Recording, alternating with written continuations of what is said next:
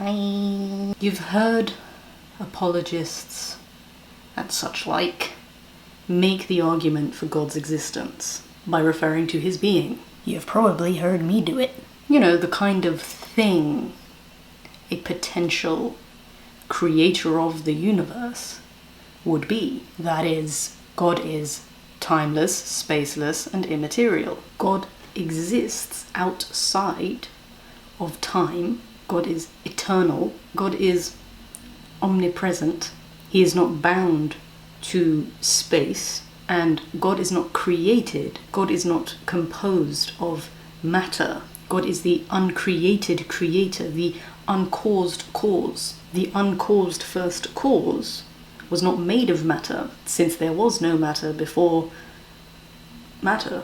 Okay, but why? How do we get to this conclusion? Funnily enough, some of the best arguments for the existence of God comes from science. Who'd have thunk it? The evidence for the Big Bang is pretty good. You know, it's not blasphemy to be a Christian and believe in the Big Bang. We just know who lit the fuse. Stephen Hawking said, "Almost everyone now believes that the universe and time itself had a beginning at the Big Bang." Alexander Valenkin, a Russian cosmologist, said this: "With the proof now in place, cosmologists can no longer hide behind the possibility of a past eternal universe. There is now no escape. They have to face the problem of a cosmic beginning." You'll understand why it's a problem in a minute. Not for me. It's good news for me. There has to be a beginning. This guy is actually a believer in the there are multiple universes theory, that ours isn't the only universe in existence. No proof of that, but he's a believer in it. Even if there were multiple universes, there has to be an absolute beginning to the whole shebang. Either the universe is the uncaused first cause, or something beyond the universe is the uncaused first cause. The evidence points to the fact that the universe is not the uncaused first cause. Briefly, the second law of thermodynamics. The universe is running down. You know, death, decay, those things. As time goes on, the amount of energy in the universe decreases. One day, the sun will burn out. Fun thought. Kind of like your phone. You turn it on, you leave it on, you use it. Even if you don't use it, what's going to happen? The battery will run out. The phone will die, because there is only so much juice in a battery. So the thought goes like, if the universe came into existence an infinite amount of time ago, we'd have already ran out of energy. We wouldn't be here anymore. But since the universe is still running, there's still light coming from the sun, I'm still young, then it must have been turned on a finite amount of time ago. Otherwise, it and we wouldn't be here. The second law of thermodynamics is also the law of disorder. That is, things go to disorder rather than to order. Things don't get more ordered as time goes on. They get disordered. Wear and tear of clothing and electronics. Rust. Aging. Creation wears out. In Romans 8, Paul says creation is in bondage to decay. That is until the new heavens and the new earth, where there will be no more decay, no more death, we're never going to run down or run out, we'll be immortal. Isn't that the dream? The universe is expanding. Edwin Hubble detected that in 1929. The fact that the universe is expanding tells us that it came into being at a single point, sometime in the past. The universe had a beginning. How did he know? Yep. He was chilling at the Mount Wilson Observatory, admiring the stars, and he noticed that the galaxies were moving away from us. There was a redshift in the light. If they were moving toward us, it'd be blue. So he deduced that if we could watch all of this in reverse, we'd see all of these galaxies, we'd see the universe collapse back into nothing. In other words, once upon a time, there was nothing, and then, boom, the entire space-time continuum came into existence. Radiation afterglow. What's that? Scientists thought then, if there was this explosion of existence. If the universe did explode out of nothing, there should be remnant heat from the explosion still out there. The smoking gun to the Big Bang. That nearly went in my tea. The universe is still cooling off. This was the nail in the coffin to the steady state universe theory, that the universe was static and eternal. And you know what? There's more.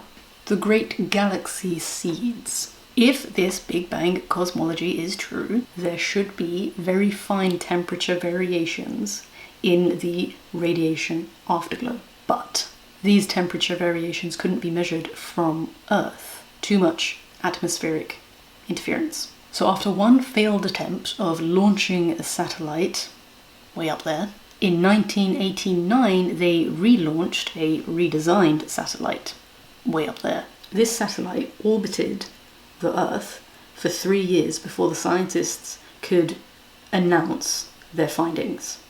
Just to be sure, because the variations were very, very fine. So they had to be sure that they weren't reading something else. What they found shocked the scientific world. George Smoot, the leader of the expedition, said, "We found the machining marks of the Creator." In 1992, I was born, Time magazine's headline read, "If you're religious, it's like looking at God."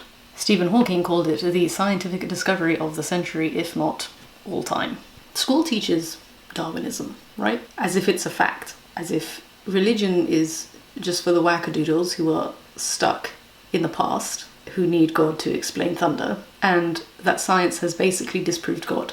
Not even close. Even if his theory was true, you need a designer at the very beginning of the universe. If you were to change these temperature variations by an imperceptible amount, we wouldn't be here.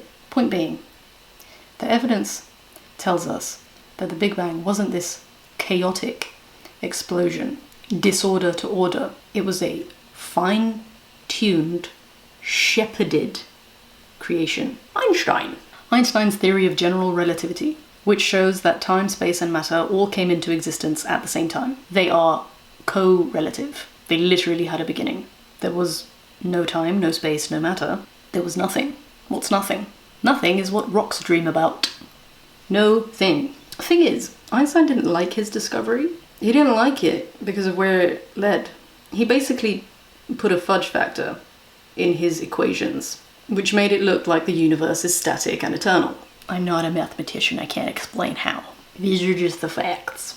So his equations showed that the universe was static and eternal, rather than it having a beginning and expanding. And the other mathematicians were looking at Einstein's equations like, bruh, I think you got something wrong. What up? He divided by 0. Apparently you're not supposed to do that. No. But that's something you just don't do. He did that because he didn't like where his findings were taking him, where his equations were leading, where the evidence pointed. Can you guess where that might have been? God. So his brethren, Hubble, called him, like, Al, I'm observing what you calculated in 1917. Why don't you roll up and stargaze with your boy? Al's like, say no more. Later, Einstein admitted that the cosmological constant, the fudge factor, was the biggest mistake of his professional life. The universe did have a beginning.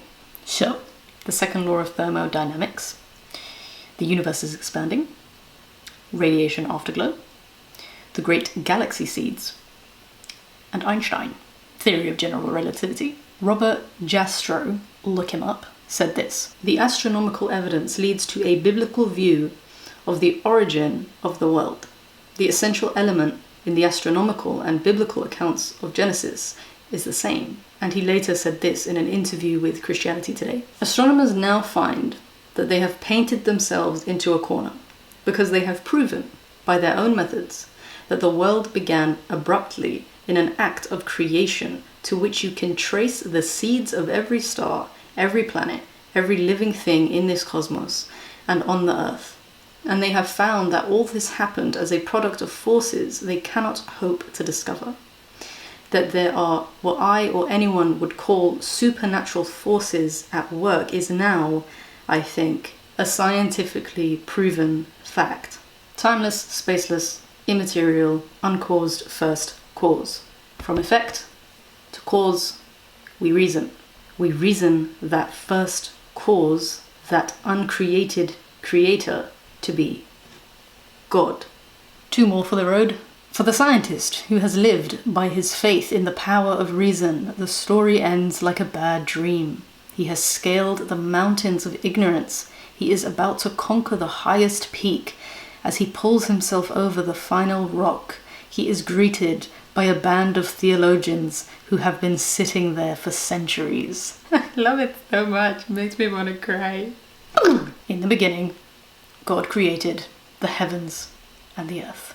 Time, space, matter, creator.